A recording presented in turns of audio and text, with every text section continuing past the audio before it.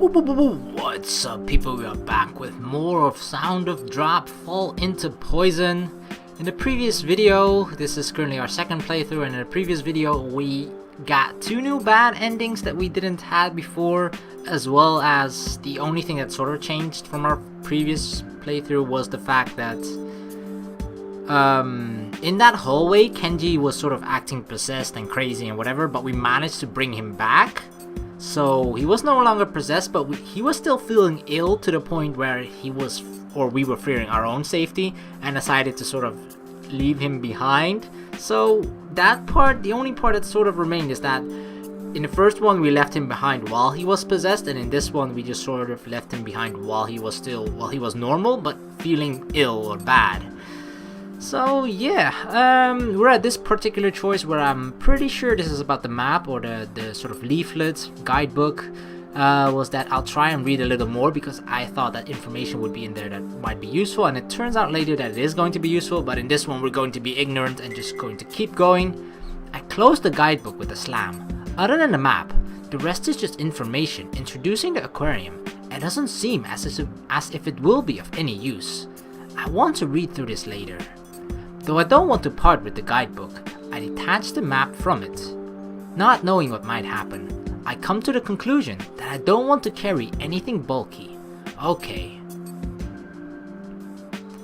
Suppressing my desire to sit down and read it, I return the guidebook to the seat. I think this is where he can skip through. Oh, this is where Himeno was sick. Oh gosh. There's Sayo. Holy crap. Alright, so this is another option where we can get a possible bad ending. I remember for certain that I went to look out for a way out of the aquarium because Sayo told us that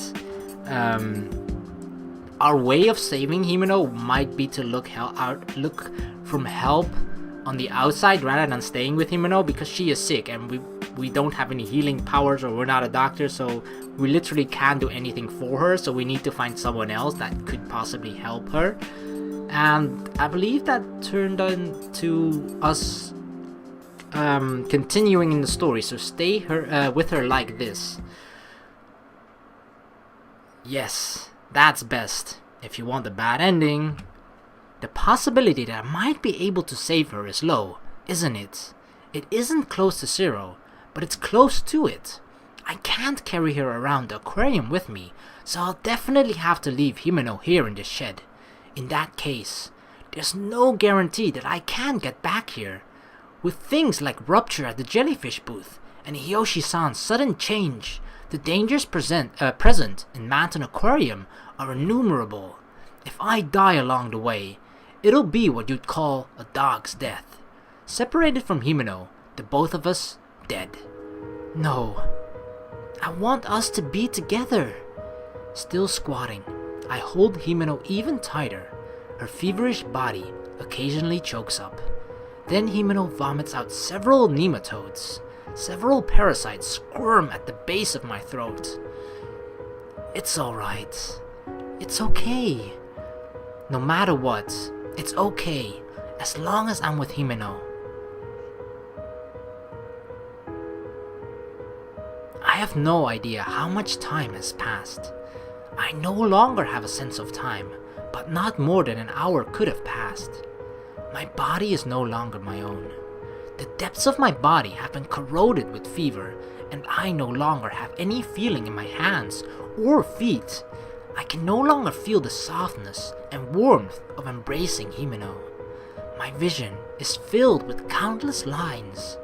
It feels as if something is actually crawling on my eyeballs. Oh God. This is my body at the moment. The lines covering my vision are probably all the same as the bugs eating away at Himeno's body. But this is fine. As long as I can be with Himeno. Before I realize it, my own consciousness has melted away. I can no longer see Himeno's smiling face.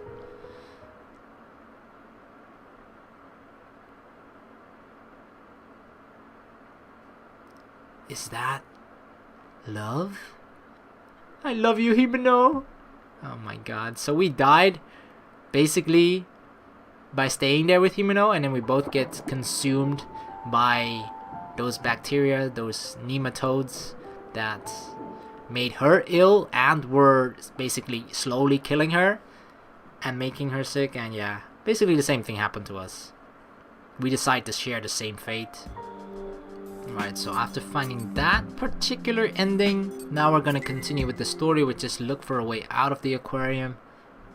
Wow, this is actually an interesting part. I had to check back in my video to sort of see which option I chose here, and the option I chose was go back using a new route, but this option was a red choice, so it could result in a bad ending.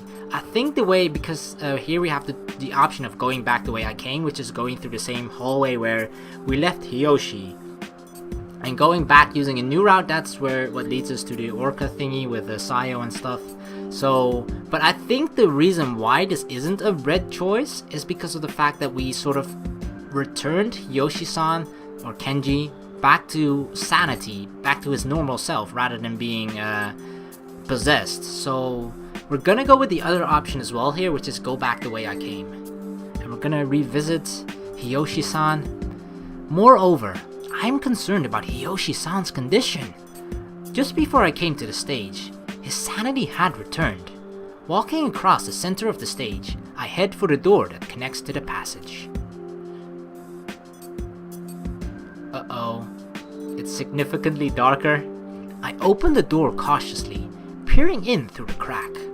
With no hint of a person in the darkness, I open the door all the way. Huh? No one's here. There are no signs of human life, just the sound of machine engines going whir, whir, echoing.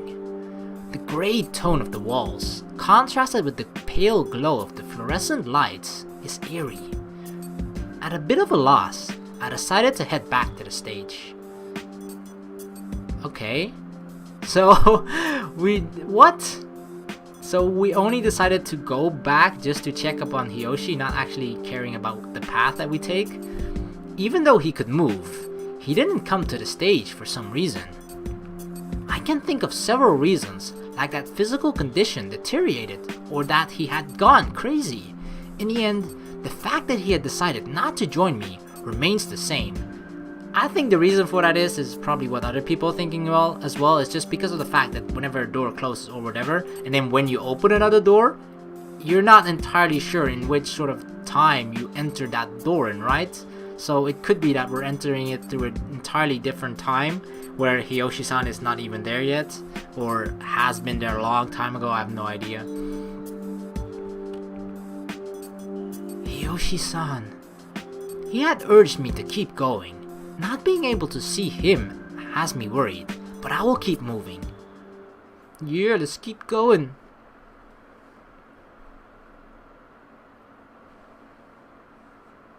This is the part with the orcas, which we can skip through. Oh gosh. Yeah. Poor Sayo. We're just gonna leave her behind. Screw it, we're gonna leave her behind. I think we chose the opposite one, so which resulted in us continuing, so this might give us a bad ending. No, I can't worry about that right now. I avert my eyes from the girl and the orca, backing against the wall as much as possible. Against the wall, I stealthily move on, a step at a time. I'm sorry for the girl, but I have no time to waste right now. I have to help Himeno as quickly as possible. Trying to make no noise, I head cautiously for the exit of the passage. Are we being dragged in or what? Like an orca just sneaks up on us and Thought you could escape me, huh? With several meters remaining, my ears suddenly begin to ring. Huh? What? I'm spinning round and round. Immediately after, I lose the ability to stand. Baffled at the suddenness of what is happening, I collapse on the spot. No! No! Why? Since it isn't as though anyone will answer, I struggle to pull myself up. Getting a grasp on the floor is as impossible as trying to grab a bubble. My vision is spinning, leaving me unable to grasp whether the floor is the wall or the wall is the floor. Gradually, breathing begins to feel difficult. I can't breathe. I can't get enough oxygen. We are all too familiar with this screen. Before I know it, I'm in the ocean. I struggle to right myself in this unchanging ocean with no up or down. If there's no ground, that means it's impossible to do something like stand. When the orca hunts, they fire off ultrasonic waves. This causes their prey to lose the sense of equilibrium in their semicircular canals. Long ago, I heard that somewhere, so it's already too late. I am prey, merely bait for a predator to feed on. Becoming their focus, before I realize it, the 3 orca are swimming around me. Having no sense of equilibrium, there is no way I can tell which orca is to the left of me and which is to the right. Oh yes, the red. Adjacent to my spinning vision is a dark brownish red clump. The deep red liquid flowing from that clump blends with the seawater. Ugh. Whether I flee or not, my fate has been decided. Within this ocean, where I cannot see the bottom, I await the same conclusion as that piece of meat. Ugh. With me chosen as their next target, I will be eaten by those orca. The tips of those tapered teeth sink into my skin. Being torn apart is just as it is explained in reference books, with the orca taking my arm off completely. No scream will come out. That's because my voice dissolves into the water. That distinct pain detaches me from reality. But I still haven't eaten ice cream with Himeno. Oh no. Those words appear, vaguely out of place in my wavering consciousness. I can't think of nothing but saving Himeno, so I'm sure she'll be happy. That's funny that in her dying moments she's like, oh no, I didn't eat ice cream with Himeno. A neck smashed by teeth. Dang, yeah. Being eaten by orca is definitely not a fun way to die, although, to be honest, would there ever be a fun way to die? I guess doing something that you would enjoy doing, that would be a fun way to die, I guess. But something that you enjoyed doing would definitely not be being eaten by ... So we definitely have to save Sayo in this situation. Let's do that. Oh, there's a fire extinguisher. I wonder if I can move the machines with the computer. At any rate, I have to get her away from the orca. I think we did this one before. It rings a bell, and it gave me a bad ending. And I remember doing the fire extinguisher as well, which gave me a bad ending too. So I think this is the one. We didn't. Well, I know which one it is. Use its sense of hearing, but we didn't do any of the other two, which will probably give us a bad ending. But we haven't explored those yet, so I think we should do that here. So now we're gonna use its sense of pain. The orca have begun probing the girl with the tips of their noses. The girl provides no resistance, her mouth flapping open and closed. This is bad. I have to. Small but sharp teeth peek out from the small opening in the orca's mouth. The tips of its teeth seem to sparkle, and my pulse quickens. There is no time left to test another method. The sensation of pain. I have heard that fish have no sense of pain, but orcas are mammals, the same as humans. There's no doubt they would have the ability to feel pain.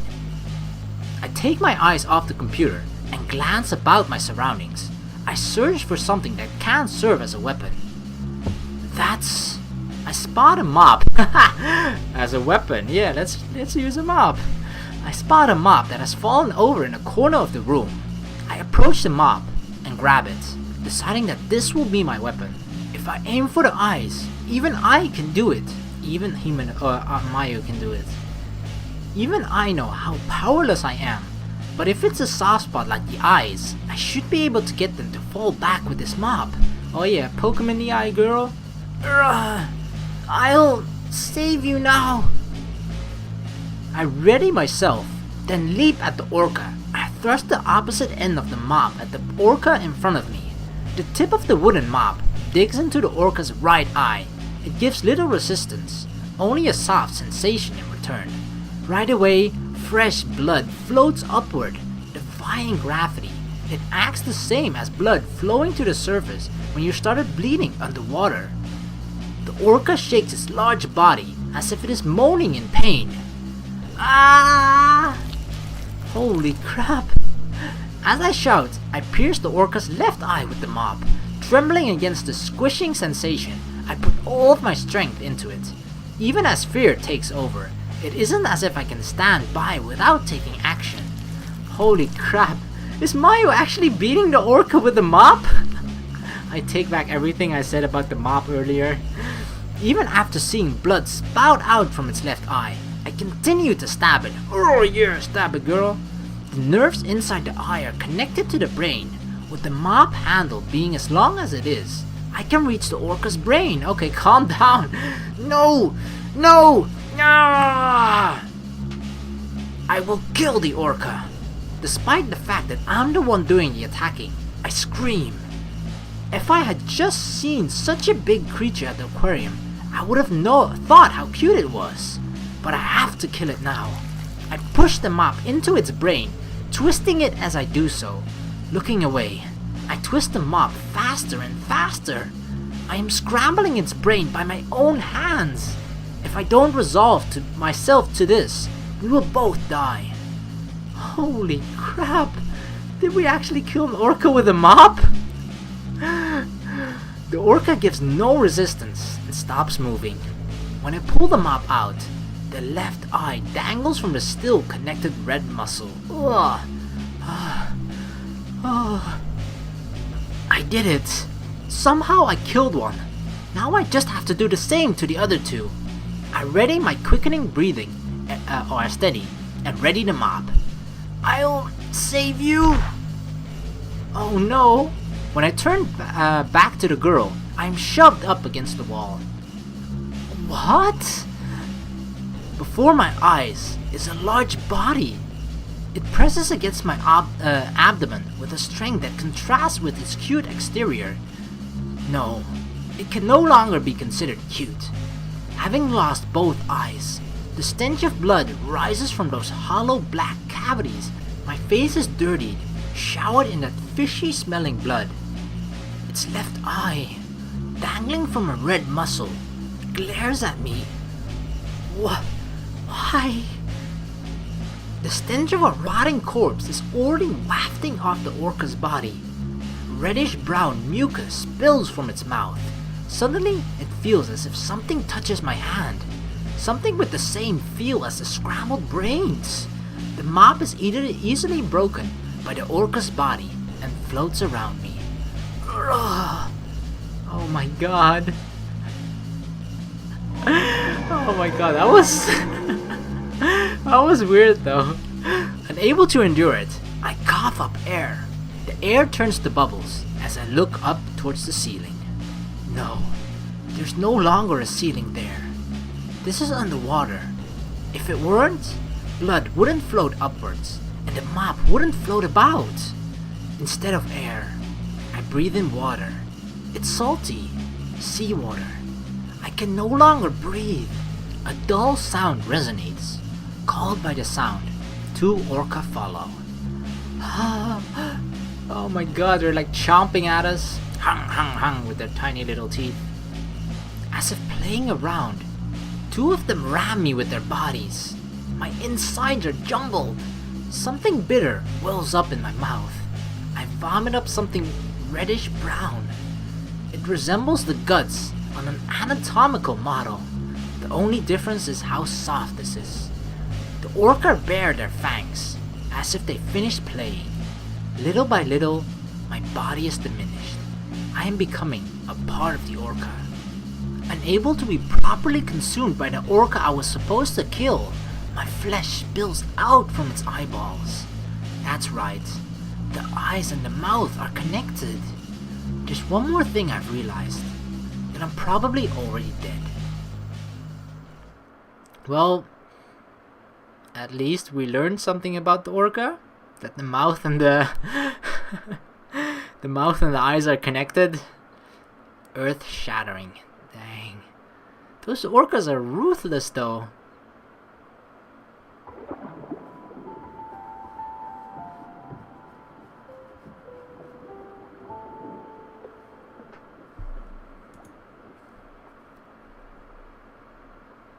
Alright, so last time we used the sense of pain when we tried with our masterful mop. We actually managed to almost sort of kill one orca. At least we gouged out both of its eyes, but then it was like, is that all you got, woman? Huh? Only my eyes? And then she took the mop from us and then like snapped it in half, and then she ate us, even though, and then part of us that the orca was eating came out of its eyeballs, or the place where its eyeballs were supposed to be, but we gouged that out earlier. So yeah, heroic effort on our part, but orca beats a mop, sadly. But the mop put up a good fight, better than expected.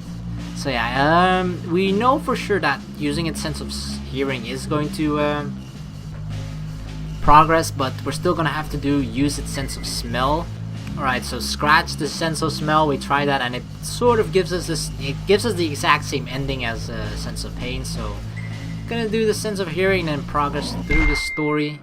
Finally managed to save Sayo, but what was it? Don't you want to escape as well? If you do, come with me. Oh yeah, here we're like Mayumi is being more assertive. In the previous one I just said like, let's go together, because Sayo seems like such a tough girl, even though we were the one that saved her. She seems like much more of a tougher and I guess more confident girl than Mayu is, but this time Mayu is gonna be the confident girl and the confident woman that needs no man. So yeah, we're just gonna say come with me. Then come with me. Don't treat me like a child. I have no desire to run away from this place. The girl rejects my proposition flat out, giving the impression that she would never accept. Quickening her pace, she walks back in the direction of the previous room. But I was planning to go this way too. Of course she was. That's right. In the end, moving towards the same destination, yeah, okay. And that's the part where they find out a lot about the diary of someone that was working there. Oh, and this was the... I'm guessing this is a really key moment. And because of that, I just had to check back which option I took. And I actually said that I have to save Himeno, so... Obviously, we're gonna do the opposite here, so... I have to save Mari. To save Mari. If I were to guess, based on what was written in the diary, then Mari wandered into the closed down area of the Manten Aquarium. If that's the case, I have to bring her home. Even if I flee this Manten Aquarium to save Himeno, I can't just leave Mari behind. There's no way I can prioritize one over the other. Even so, I have to move forward. Time to go. As I say this, I reach for the door to the staff room. Dun dun dun. Strangely enough, we're like halfway through the story, or at least video-wise. Like it took me 14 videos or something to complete to get the first true ending or the second true ending. But I checked back on the 8th video, which is about the same time where we are right now. So it's a little bit strange that there haven't really been a lot of new things happening yet. After splitting up again, Sayo and Mayo are reunited once again, and they were just sort of talking right in front of the souvenir shop. And in the previous one I said you're mean, so we're gonna go with got it. Oh, you're so sincere. I don't think you're mistaken in what you said. Well, I'll wait for you without worry. Okay. Oh, this is the part with the frogs inside of here. Oh my gosh. Uh-oh.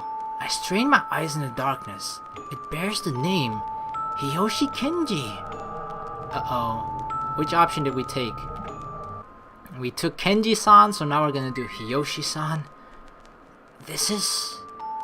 Yoshi-sans. And then blah blah blah. Oh yeah, this is gonna give us a bad ending for sure, because in the previous one I did run straight through, because Sayo's like, I'll save you from all the poisonous frogs, and we listened to her, we ran straight through and actually saved us, so now we're gonna go around. I can't! It's no laughing matter if I fall, so I'll go that way. Do you doubt me? Huh? You get that you get that you don't have time for that, right? Uh-oh. We're gonna be consumed by frogs? The girl speaks in a cold voice and closes the door, as if recognizing my suddenly slowed heartbeat. The rain stops. The sprinklers have been turned off. What? No words will come out. Even as I come to understand my circumstances, I cannot say anything. Ribbit, ribbit. Gwa, gwa, gwa, gwa. Kee, kee, kee. That's not the sound frogs make at all, but I don't know. I wouldn't say like K-I-I-I. That's like key, right? So, kai. I have no idea. But definitely not the sound that a natural frog makes. Maybe one that's like really ill or something. That I would make an accurate sound of that, but a normal one? Hell no. The frogs' cannon continues. As they hop freely about, they spray liquid all over. Ah! Frightened, I kick the bright red frog at my feet into the air. He is crushed with a splat, his venom wetting the tips of my toes. Hot! I scream this word reflexively. Actually, ouch would probably fit better than hot. Shaking, I look down at my feet. My bright big toenail is slowly melting away. Ah! Oh my god, that's freaky. Spray from raising my foot so high scatters about, some of it getting in my left eye. My vision fades in sync with the intense pain. Rabba, rabba, rabba. Wah, wah, wah.